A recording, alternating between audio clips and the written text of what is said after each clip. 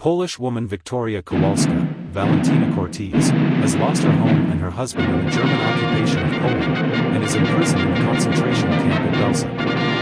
She befriends another prisoner, Karin Dernakova, Natasha Lytess, who dreams of reuniting with her young son Christopher, Gebert, who was sent to live in San Francisco with a wealthy aunt.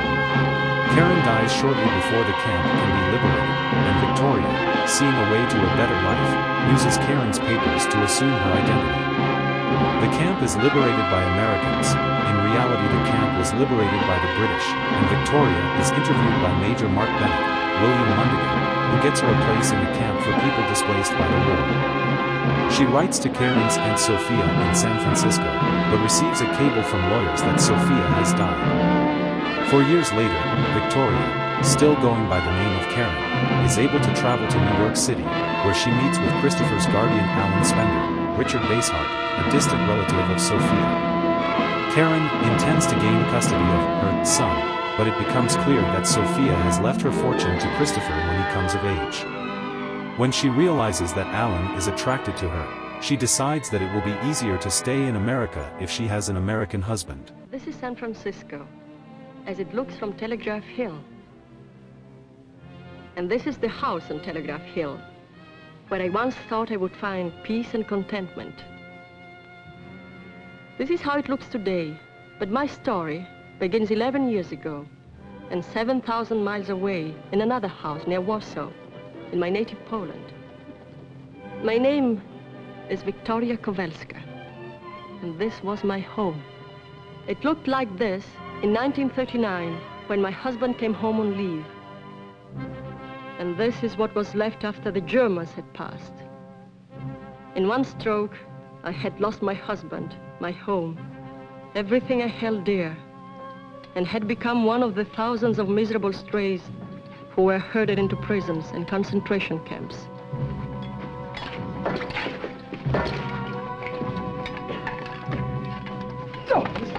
How the will to live survives in a place like Belsen, I do not know.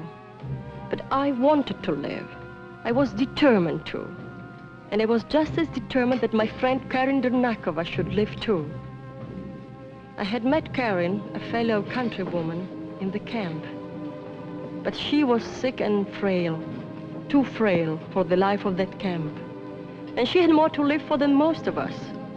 Her infant son had been smuggled out of Poland just before the war to an aunt in San Francisco. And if she ever lived through this, she would join them. Just think, Vicky, he's talking and walking by now. And if he would see me, he wouldn't even know me. Please, Karin, you must eat. You must keep up your strength. It's the use, Vicky. I'll never get out of here. Never see my Christopher again. Let go! You dirty hypocrite. You don't care about her any more than I do. You only stick to her like a leech because she has rich relatives in America. Oh, you think she's going to take care of you when we get out of here? She'll never get out of here alive. None of us will ever get out of here alive. Okay. We are going to get out. We are. Eat your food.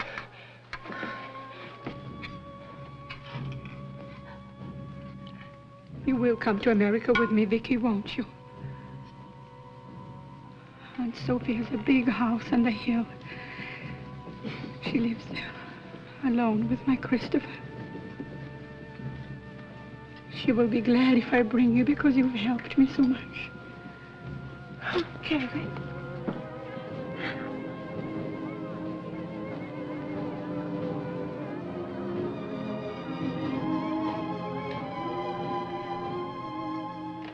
Karin was my friend, and I fought for her survival as I fought for my own. But in the end, I was beaten. I had done everything I could for her. I stole food, medicine, and I fought off the others.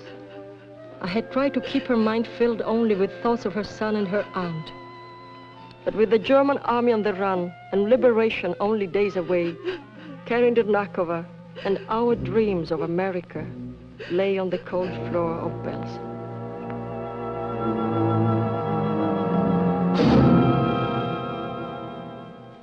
Karin's identification was in that bundle. Her aunt had not seen her since she was a little girl. I knew as much about Karin's life as about my own. Why not? Why shouldn't I be Karin Dernakova?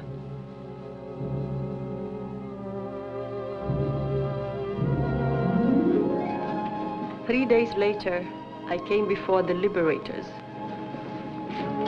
Sí, sie sind der Nächste.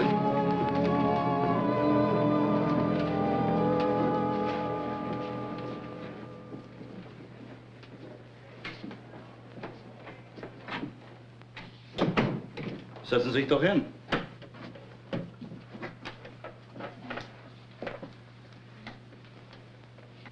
Ihr Name bitte?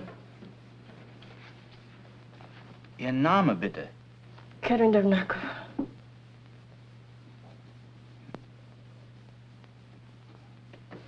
Haben Sie irgendwelche Papiere?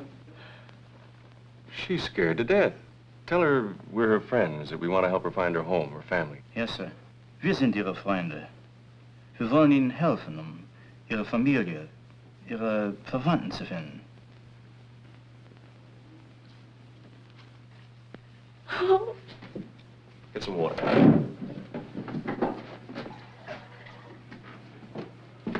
Here, drink. Tell her not to be afraid, that nobody's going to hurt her. Haben Sie doch keine Angst. Keiner will Ihnen wehtun. Yeah, that's better. I'm all right now. You speak English?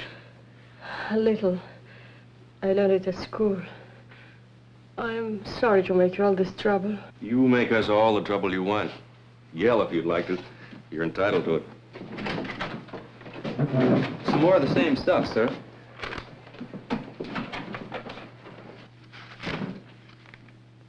You're from Warsaw? Yes. Well, you'll want to go back home as soon as possible, I suppose. I have no home. It was destroyed. No, I meant back to your family. No family left in Poland. My parents were killed, my husband also. I'm sorry. In other words, you don't want to be repatriated. Oh, no. Poland does not exist anymore for me. If you force me to go back... We're here to help people, not to force anybody to do anything. I feel I should explain, though, that the alternative is a camp for displaced persons. I'm afraid that isn't a permanent solution, either. Do you have any idea what you would like to do? Oh, I will take care of myself somehow. I guess that's all for now. Thank you, Major. You're very kind.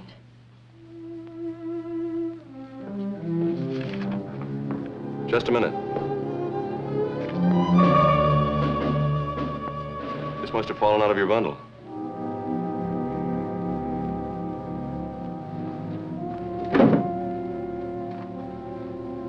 It belongs to a Viktoria Kowalska. Who is she?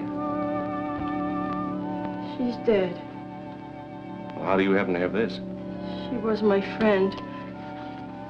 We kept our things together.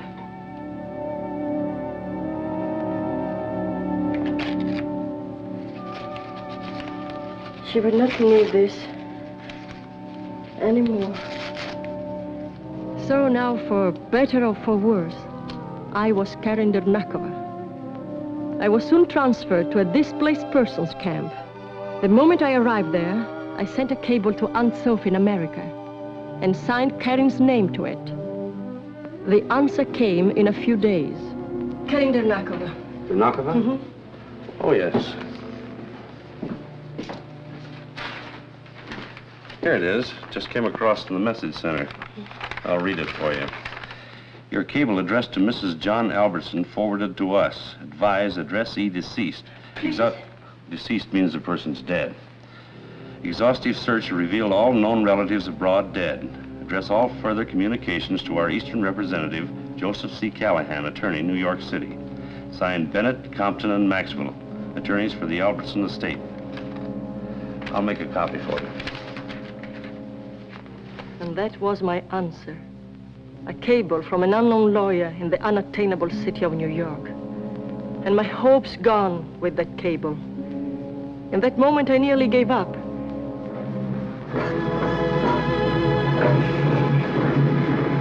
But I had lived with my dream too long, and the idea of getting to America had become an obsession.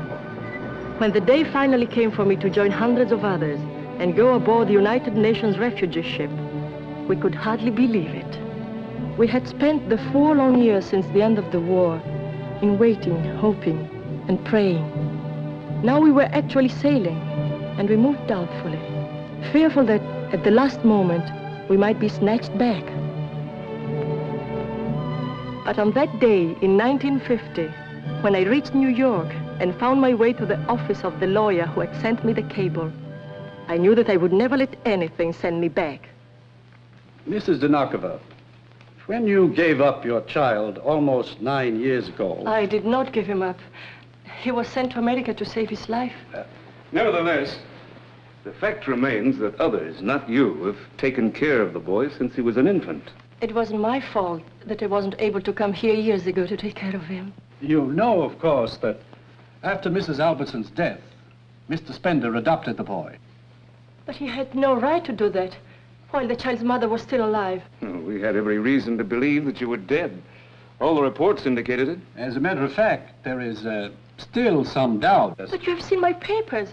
What more proof do you want? My dear madam, you must realize that there is a considerable fortune involved here. I think you are the one who realizes it more than I. Mrs. Dernakova, the law is on our side. Your aunt, I mean the late Mrs. Albertson, left the estate to the boy with Mr. Spender as guardian. It is true that the law, as you say, is on your side. I'm in a strange country and I'm alone. But I have a feeling that here in some way I will find justice. I don't care how long it takes. I will fight for what belongs to me. And I will never let you keep my son from me. I think you're being hasty. We might be prepared to settle this on some reasonable basis. Just a minute, Callahan. Mrs. Dernakova. Yes? I'm sorry to have put you through this ordeal, but you see, I had to be positive. I'm sure you'll agree there's Chris to consider, too. And if we both started there, unselfishly, we might find some solution to this problem. Without lawyers.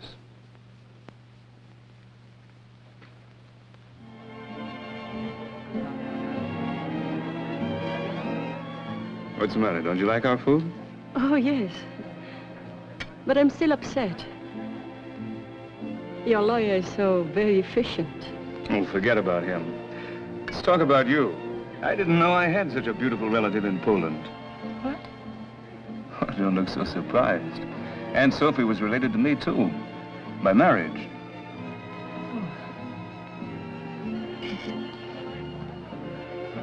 If she were alive, I would have been with her long ago. I sent her a cable. Yes, I know. You know? Well, look, let me explain. You and your husband had been reported dead years before. My lawyer was convinced we were dealing with an imposter. We never heard from you again. That only served to confirm our original suspicions. If only you'd tried again, written or wired or anything. Well, I didn't know what to do, where to turn. I felt so lost. Well, you've got to forget all that now.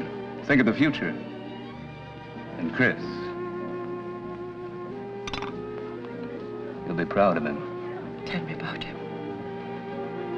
What does he look like? Well, he's a very good-looking boy, I think. He resembles you in some ways.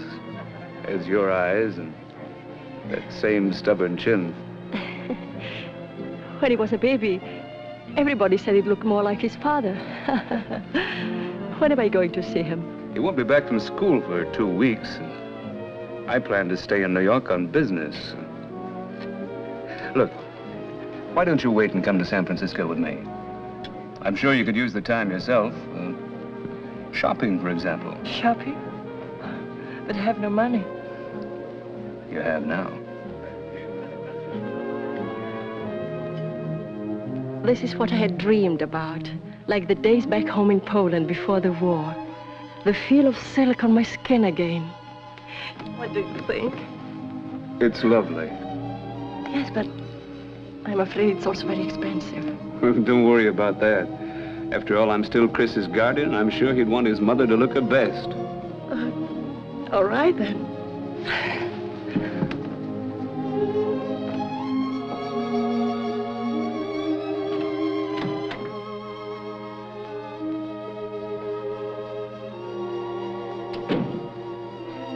Do you like it? It's beautiful. I just have to put my shoe on and I'm ready.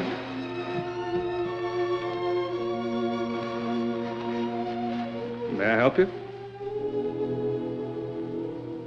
I make no excuse. I felt Alan was attracted to me and I was prepared to take advantage of it.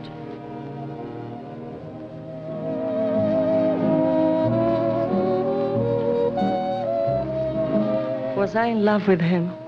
I don't know. But I did know that the best way for me to be safe was to be married to an American.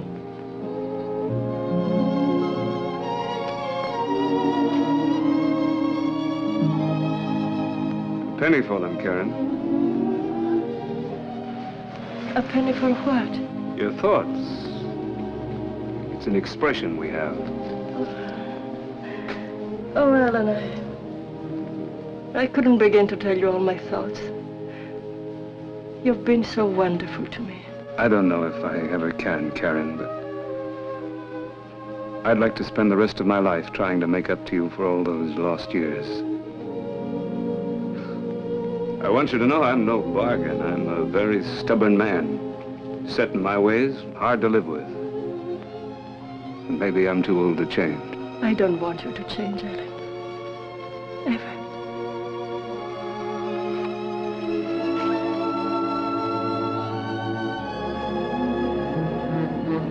3 days later, we were married in Connecticut.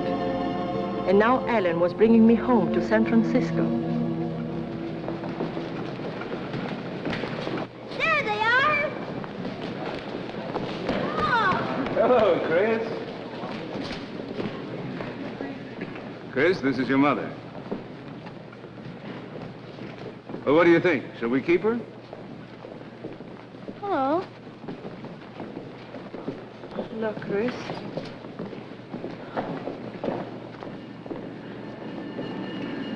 Hello, Margaret.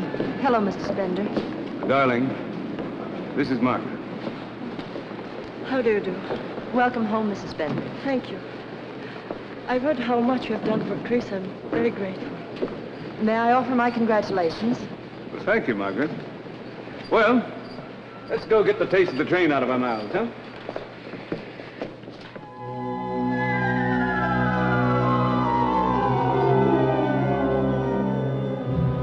And so at last, I came to the house on Telegraph Hill. Wait till you see the view in the daytime. Come on now, Chris. It's way past your bedtime. Remember now, you promised. Okay. Can I help you carry it? Thank you, dear. If there's anything doesn't please you, just holler. We'll change it any way you like. Oh, no, I like it just as it is. So old and beautiful.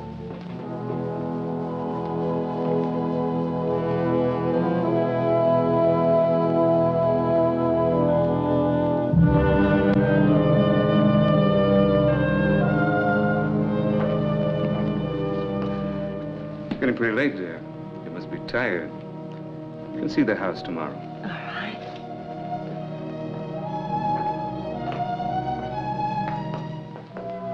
That's a beautiful portrait of Aunt Sophia. I wish I had known her better. I never realized you knew her at all. Oh, yes. Once, when I was very little, she visited us in Poland. She looked so kind and wise. She was that. She was a wonderful woman. Put your bags in your room. Oh, thank you, dear. This is my room. Want to see it? Tomorrow, Chris. Your mother's tired and it's way past your bedtime. Yes, Chris, I am a little tired. I'll show you the whole place tomorrow if you want. I know a place where you can see Point Lobos. That's where they used to send the signals That from. will be very nice. Good night, Chris. Sleep well, darling. I'll see you in the morning. Okay. Good night. I didn't know what arrangements you'd want to make, so I had the guest room made up for the night. Thank you, Margaret. Good night, Mrs. Bender. Good night, Margaret. There are so many things you'll have to teach me. I'll be glad to do what I can. Here we are, right down here.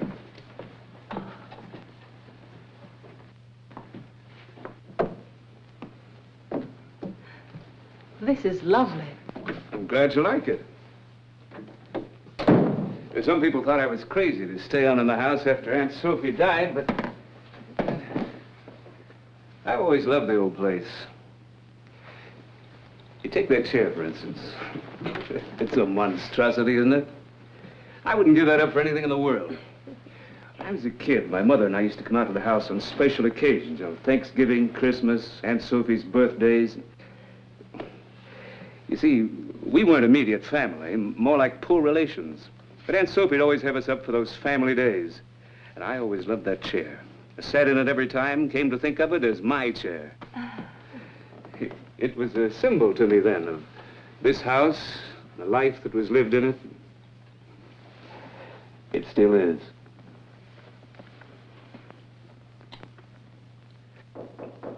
Come in.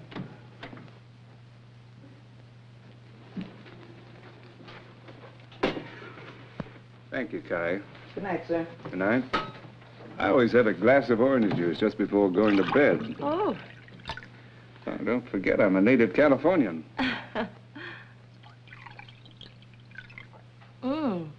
Good idea.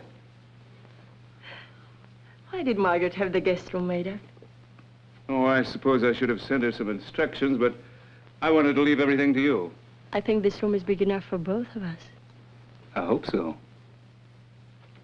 I do think you'll be more comfortable here if I take the guest room for tonight, and tomorrow we can go downtown and pick out everything we need. Alan, I love you.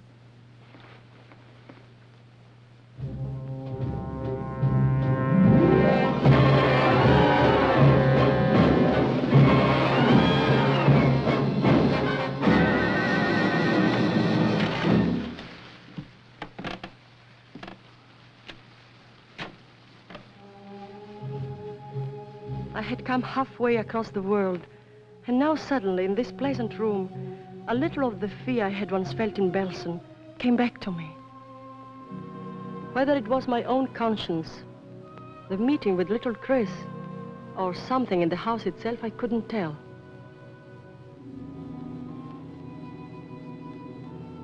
I had a strange feeling that Aunt Sophie saw through me. I wondered if I could have spoken to her, whether she would have understood. She did look kind and wise. Yet I couldn't rid myself of the feeling that something was wrong in this house.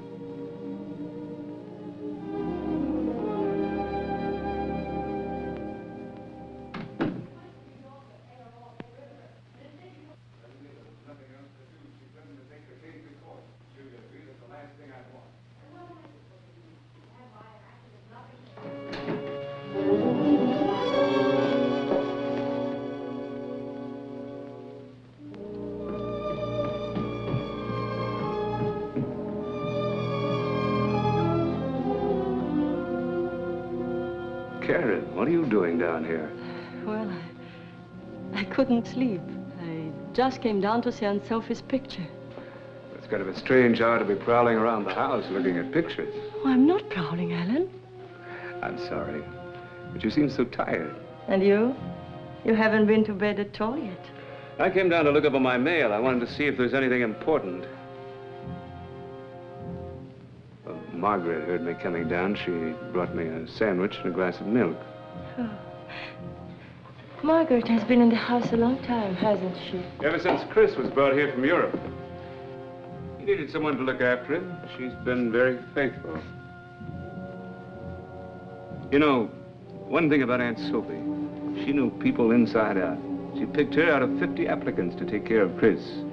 Margaret has many unusual qualities. I believe you. I also think she's a very unusual woman. Are you going to be much longer? No, just a little while. You better run along to bed. Good night.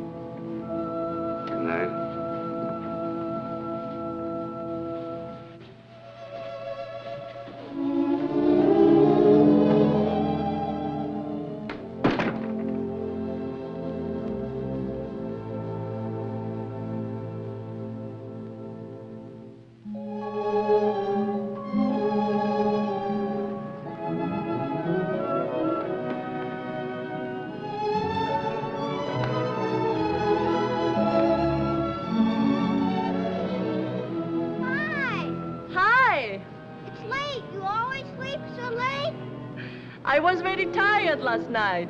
I've been waiting for you since 7. Oh, you shouldn't have done that. Oh, it's all right. I'm always up early. Coming down soon? Well, it will take me a while to get dressed. Okay, hurry up.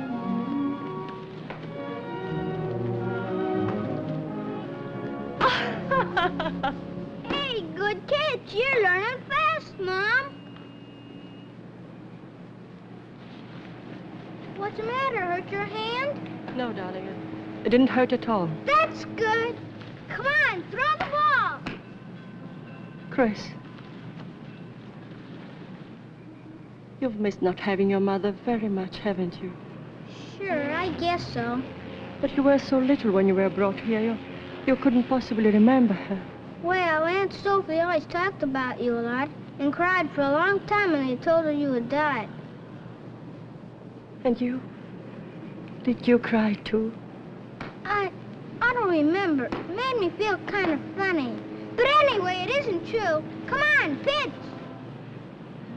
Pitch? You know, throw it. Oh. Oh, I'm so clumsy. Don't worry, you'll learn, Mom. Hey, Oh. good one, yippee!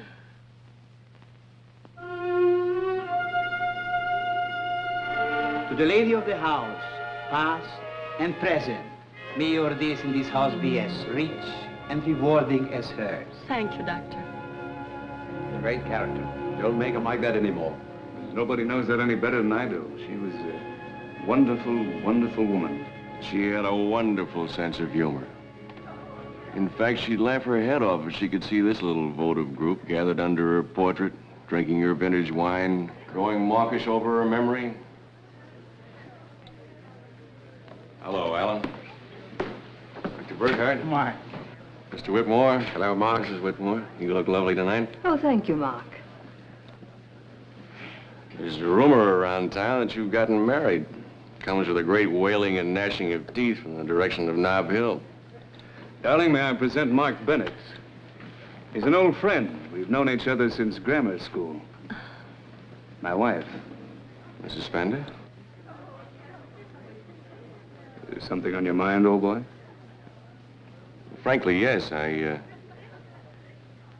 How far behind am I? Well, I'd say you had a pretty good head start. I seem to have run down suddenly. How about a nice friendly push? Sure. Champagne all right? Whiskey with a little water if you don't mind, but don't drown it. That would be a catastrophe, huh? Fix it for you myself.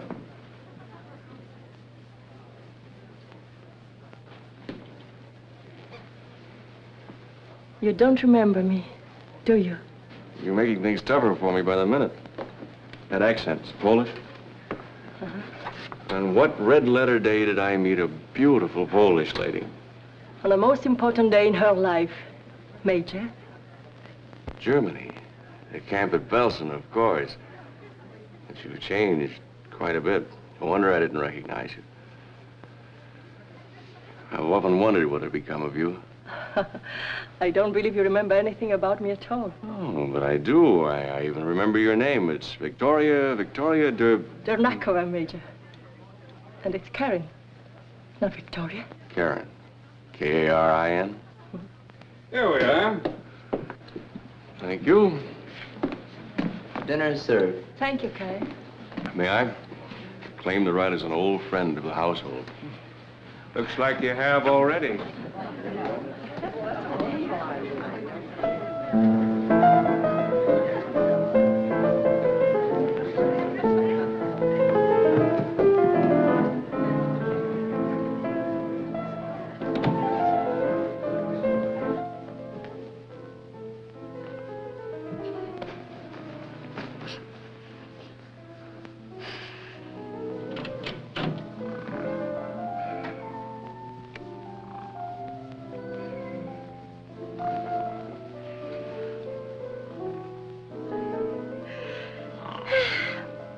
Be ashamed to wake him, even for ice cream.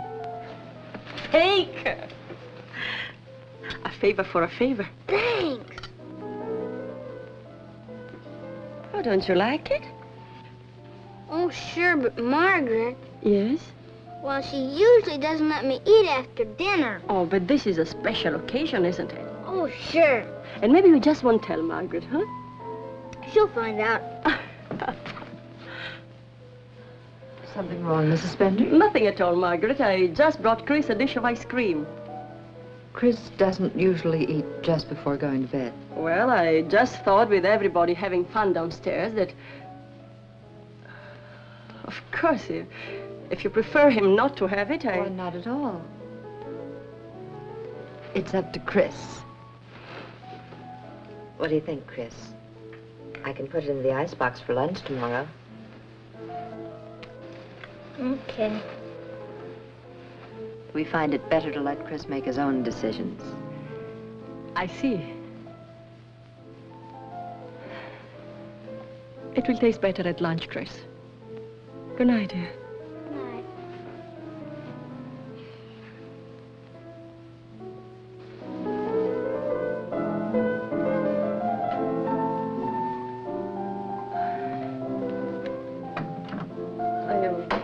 Sorry, Margaret. I didn't realize It was my fault, Mrs. Spender. I should have told you. But Chris has always been a very impulsive child. I found the best way to handle him is to let him discipline himself. Good night, Margaret. Good night, Mrs. Spender. £5. Nice avocado today. Zucchini. I recommend the zucchini. Major. The touch of garlic and mozzarella, there's nothing like it. Ciao della mozzarella? Si, signore, la migliore. All right, get the lady a couple of pounds. Real stuff now from the basement. Si, signore, the best. Small world, isn't it? Germany, Telegraph Hill, and the new Union Grocery. You do your marketing here too, Major? Only since I found it's where you do yours. Besides, we didn't have a chance to finish our talk the other evening. Oh. It isn't pleasant for me to talk about things that happened in the camp.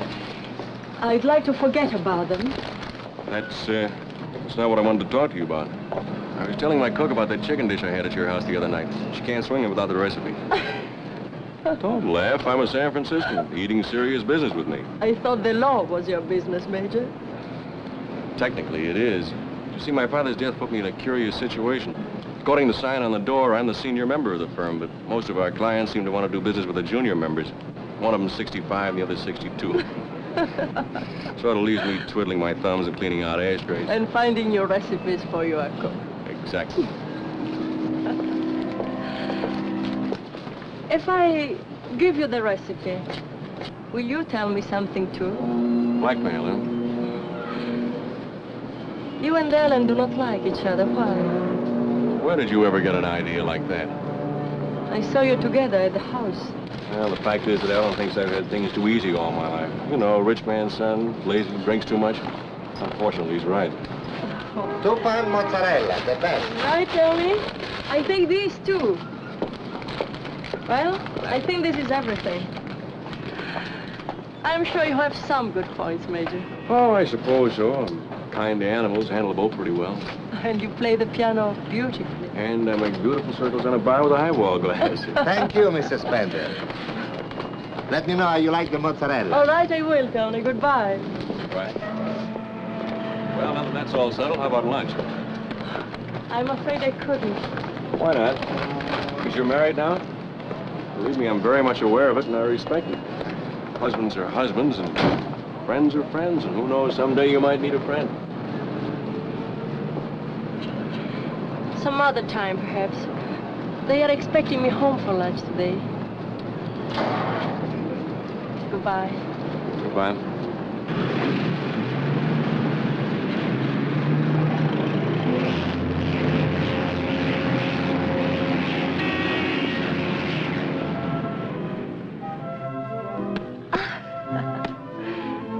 Oh, I'm sorry. I'm not fast enough for you.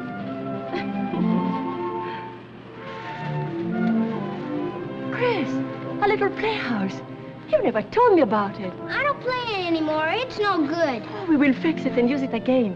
Here's the ball, Mom. Come on. We had one at home. It was so much fun. Don't go in there. Is there something you don't want me to see? No, but it's dangerous.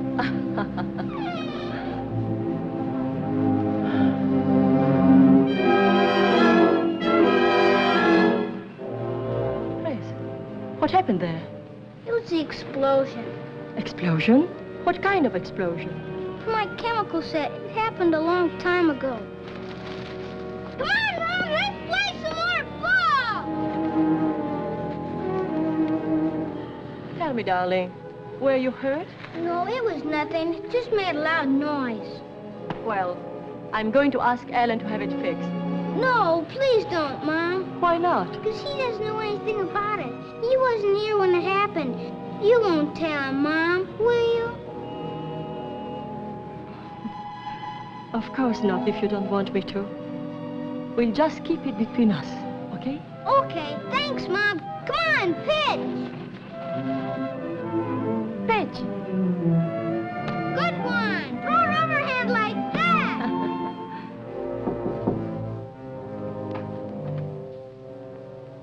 Margaret?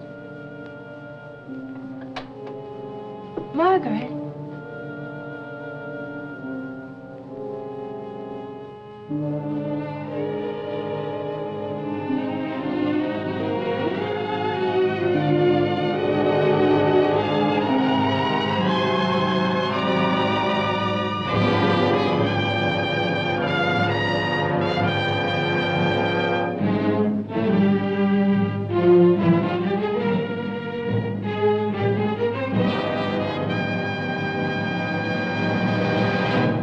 Something you wanted, Miss Bender? Oh, I'm sorry, Margaret. I was looking for you, and I couldn't help admiring this beautiful album. Was it Aunt Sophie's? Yes. She gave it to me. Oh. What is it you wanted, Mrs. Bender? Oh, I just wanted to ask you what exactly happened in the little playhouse. The playhouse? Yes. Did Chris take you there? No, I came upon it by accident. I asked Chris, but he didn't want to talk about it. He did say there was an explosion from his chemical set. Oh, nonsense. His chemical set was just a harmless toy. He must have stolen something from the kitchen, some cleaning fluid or something that caused the explosion. Chris thinks Mr. Spender still doesn't know, but of course you told him, Margaret. No, I never did. Margaret, you should have. Well, Chris was terribly afraid Mr. Spender would punish him. He begged me not to tell. But Chris should have been made to understand never to do a thing like that. He could have been killed. Well, he wasn't. He wasn't hurt at all. I saw no reason to make an issue of it then, and certainly there's no reason to make an issue of it now. I'm not trying to make an issue of it, Margaret. But surely you can blame me for being worried and very much concerned. Concerned? How long have you been concerned about Chris? A few weeks? I've been concerned about him all his life, night and day. And now you tell me that you're concerned about something that happened years ago. Even then, it was I who comforted him, not you. Thank you for being so frank. Now I know where we stand. From the moment I came here, you've looked upon me as an intruder in this house. That's why you dare talk to me like this. Well, I'll tell you something.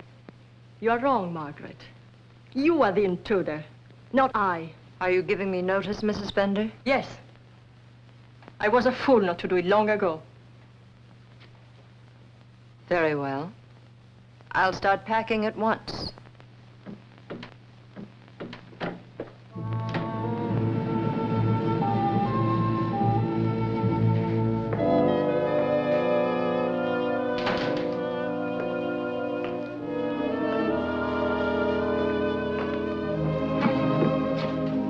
Hello, darling. I thought you would never get home. What's the matter? Anything wrong? No, not anymore. I had it out with Margaret. She's leaving. You what? Have you both gone crazy? Do you want to hear what happened? I don't care what... This is ridiculous. But darling, you wouldn't say that if you'd heard how she talked to me.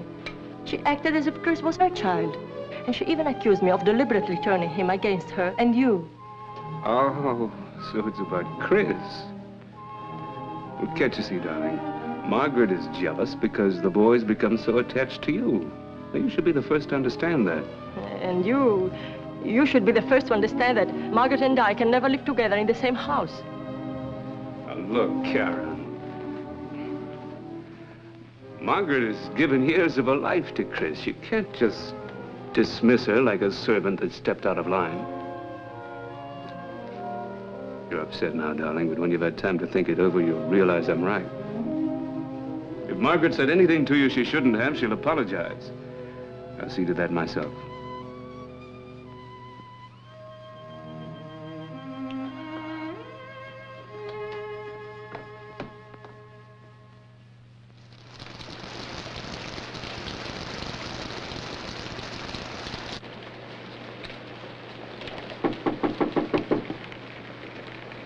Come in. May I speak to you for a moment, Mrs. Bender? Please come in.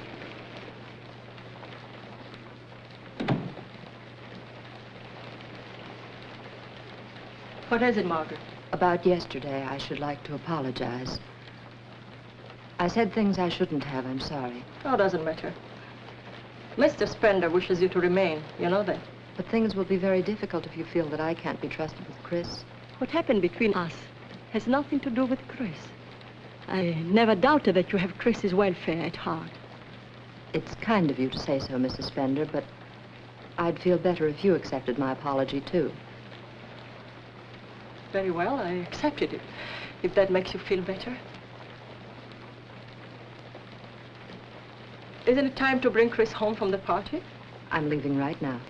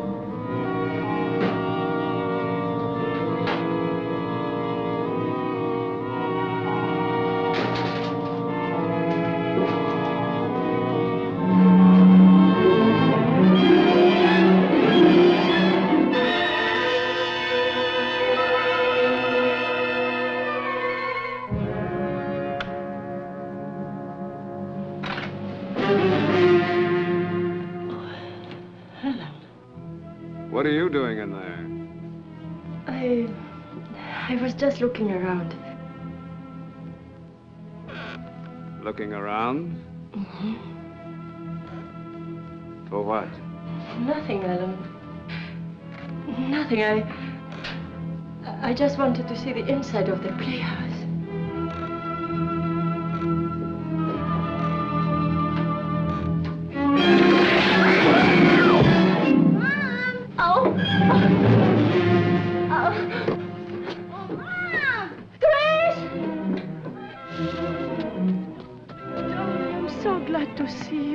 Did you have a good time at Jimmy's party? Mm-hmm. Did he like your present? Yep. Oh, tell me all about it. Well, we went on a pony ride and...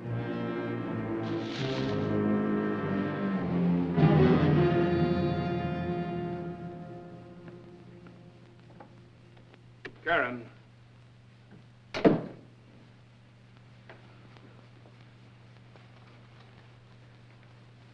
Darling, will you please tell me what's bothering you? I'm tired, Ellen. I have a headache. I don't mean now. I mean this afternoon in the playhouse. You shied away from me as if I had the plague. If I hadn't grabbed you, I completely forgot about that wall. Forgot? Yeah, I should have had it fixed right after the explosion, but I didn't realize it was such a hazard. What's the matter now? You know what happened to Chris in the playhouse? Of course I do. Wasn't I supposed to know? Well, Margaret told me just the other day that you didn't know. That she never told you. Oh, well, you must have misunderstood. After 4 years, I don't suppose Margaret remembers herself just how it was. But it's certainly nothing for you to start worrying about now. Your hands are like ice. There's something going on in that funny little head of yours. Something you're keeping from me. I'm not keeping anything from you, Alan. I like to feel as though I'd failed you somehow. As though I hadn't been the husband I wanted to be. No, it isn't you, Alan. Sometimes things come back. Things I want to forget. I can't help it. You must be patient with me. I'll be all right. Of course you will, darling. It takes time. We'll just have to try harder to make you forget.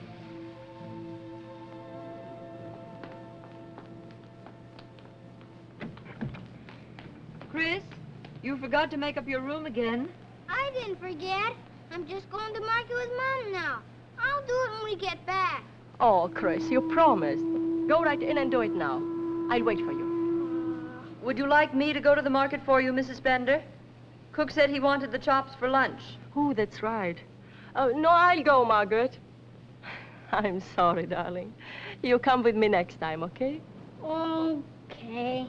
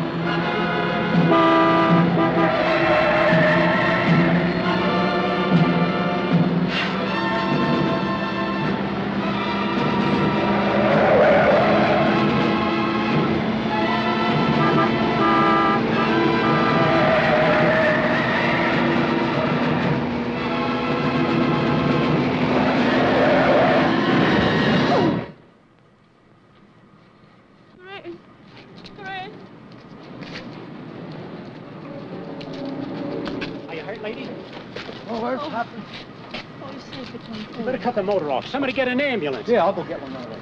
I wouldn't move around, lady. What happened? They're getting an ambulance for you. Did anybody see what happened? I don't want an ambulance. I'm all right. Somebody get an ambulance. You better let me take you home, huh, lady? Where do you live? Home? No, Please, will you take me to a telephone? Yeah, sure thing, lady.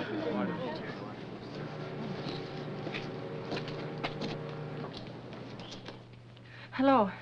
Mr. Marc Bennett, please. Yes? Oh? Put her on. Hello, Karen. How are you? An accident? Are you all right? Oh. Yes. Well, let me call Alan. Oh, no, I don't want Alan to... Mark, please, don't call Alan. I want to see you alone, now. All right, I just thought that... I'll be right there. What's the address? So after the man brought me here to the telephone, he sent for a tow car, and then he kept insisting I have a doctor look at me right away. He should have. It was a terrible thing to have happen, and I still think... It didn't happen. It wasn't an accident. He made the brakes so they wouldn't work. He's trying to kill me. Hey, let's not go off the deep end again. You've had a bad shock. Now, who's trying to kill you? Alan. Alan? Oh, Mark, please believe me, I'm not hysterical now. He wants to get rid of me. I felt it for a long time. Can't you see it, Mark? Aunt Sophie left everything to Chris. Alan is his guardian. If something should happen to him, Alan would get the estate. And Chris could have been with me in the car this morning. He wants us out of the way. It's for the money, Mark. Don't you see it? You don't, do you? But why would he marry you? He didn't have to, you know. He may have been attracted to me, I don't know, but you don't think he was going to let the boy's mother take everything away from him, do you? That's one way to find out. Come on.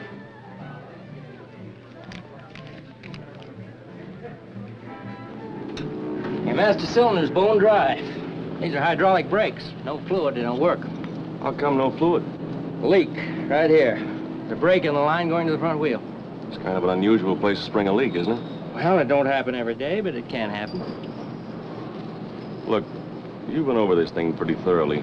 Is it possible that somebody might have tampered with that brake line deliberately? Anything's possible. My guess is you hit a rock or something.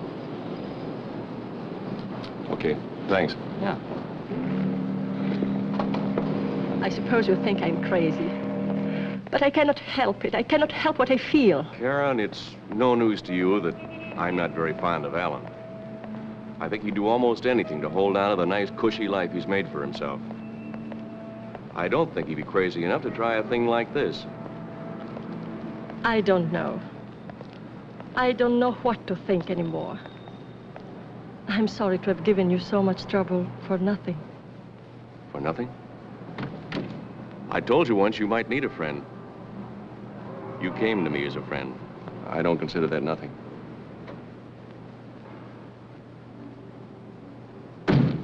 What you need is somebody to teach you how to relax and enjoy life.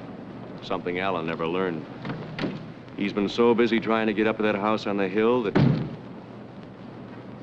he's been blind to everything else.